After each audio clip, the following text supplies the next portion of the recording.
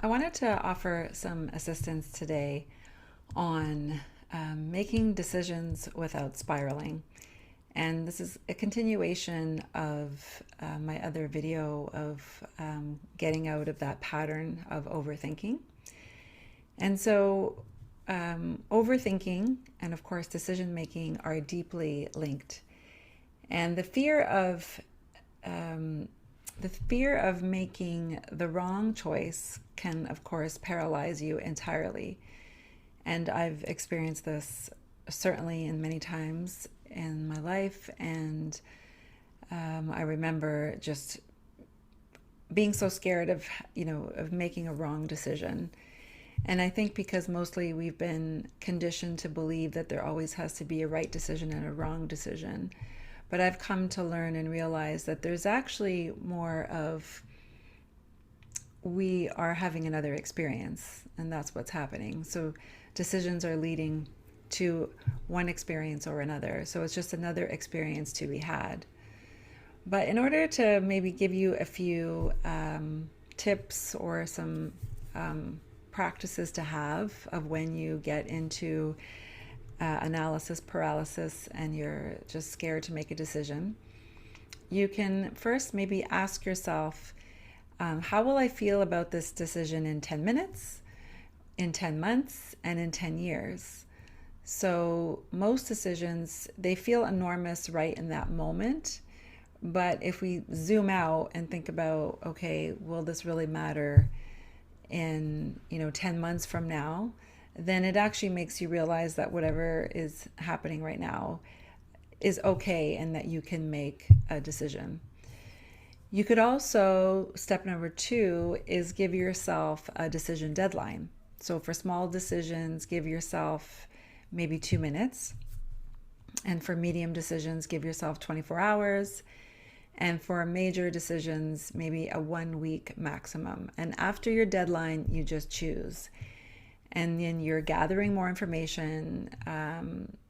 Past a certain point doesn't actually improve decisions. And I remember once years ago from a channeler that I love, and she spoke something that the beings were bringing information through her, that they said that in the split second of when a choice is being presented to us, the answer is actually usually right there in that first few seconds. As we have a reaction, we have like this internal kind of gut feeling towards it, and that decision is there in that moment. And then what happens is we second guess ourselves, and then we kind of go through all the plus and minuses or whatever checklist you go through. So giving yourself a deadline actually can help you just shrink that period of time where you think you're going to make a decision. And I think it's just a wonderful rule to just, for small things, just decide, immediately. And then for big things, maybe give yourself a week of a deadline. And the more you practice this, you'll realize that, okay, I can actually make decisions faster and faster because I've noticed that I can make decisions and I feel really good about it.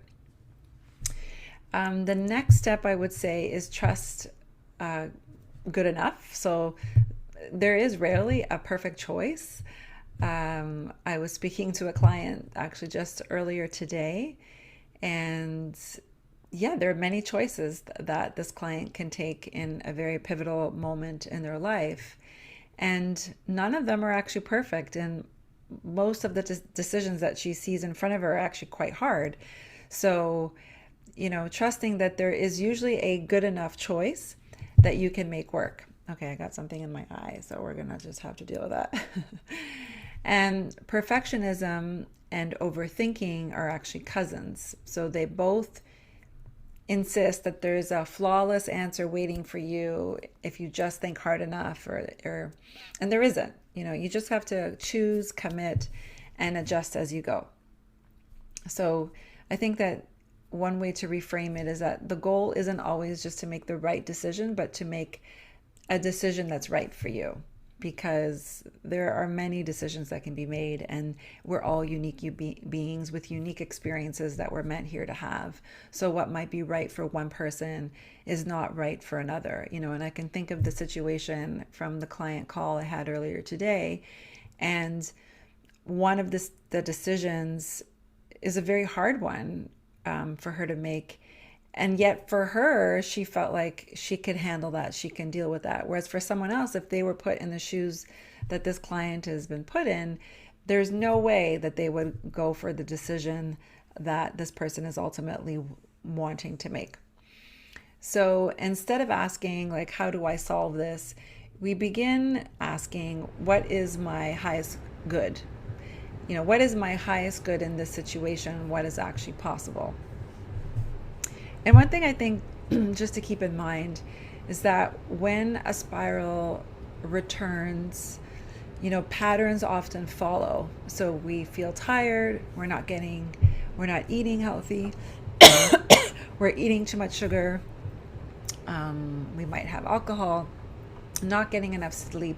So notice that when you're in a spiral of overthinking, that you're also having these physical kind of conditions that are coming along with it, along with your spiral, and noticing that as well.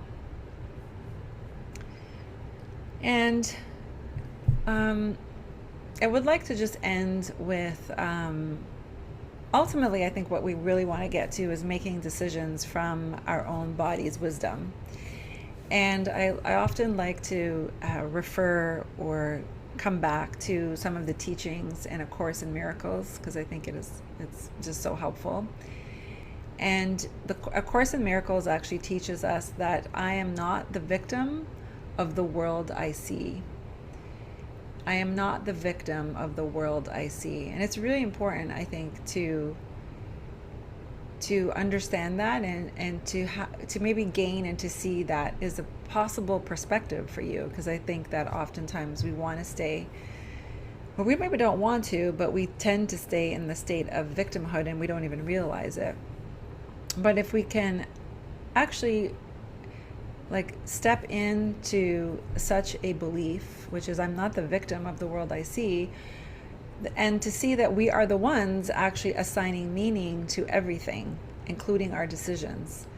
And there is no perfect decision, and that there are only experiences, each one offering exactly what you need for your growth. And when you trust this, decision-making shifts from mental torture, become a little bit more clear and actually become more of a somatic experience, so it's in your body.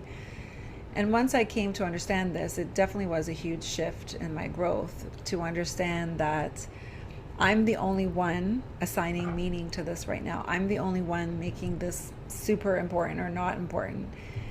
And to understand that that's actually all that's ever happening.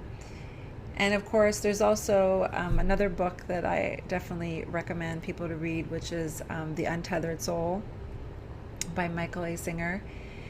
And in that, he writes, the truth is that everything will be okay as soon as you are okay with everything, something like that. So, and that's super powerful to realize that as soon as that we feel okay with our circumstances, then everything is going to be okay. And most decision paralysis isn't about the decision itself, right? But it's about the resistance to potential outcomes. And sometimes it takes that kind of sitting with someone, a coach or a therapist, or sitting with someone where they can actually point out to you and ask you some very potent questions that allow you to zoom out to see, why am I afraid of this right now, or what is happening? Why do I get so triggered? And oftentimes there is resistance there, and we're just resisting what we're afraid of in the future. So this is the practice that I would give. So when facing a decision, drop out of your head and into your body.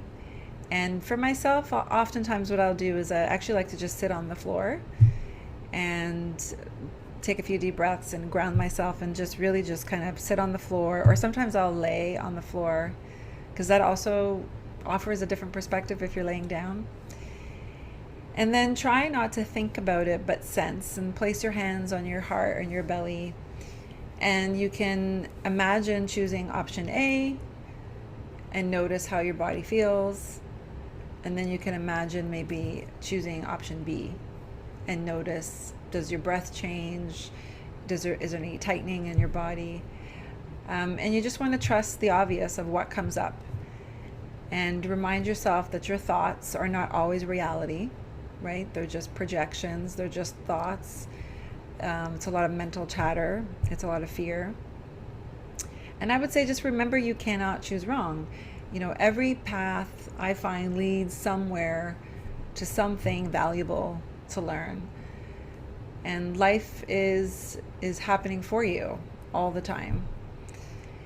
And if I bring back again what I said in one of my other videos, it also can be very helpful as a practice to have the mantra, or to have the awareness that I will resist nothing. And so therefore you will release attachment to outcomes because you resist nothing. And that you trust that everything eventually works out and that things will turn out for the best, but it's hard to see sometimes in our narrow focus. So I hope that helps, and I hope that gives you something to lean on at times when you are feeling like you're spiraling and you want to come back to some practices that can help you get out of that spiral, to come back into the body and make the decision that is in your highest good. Thank you for being here.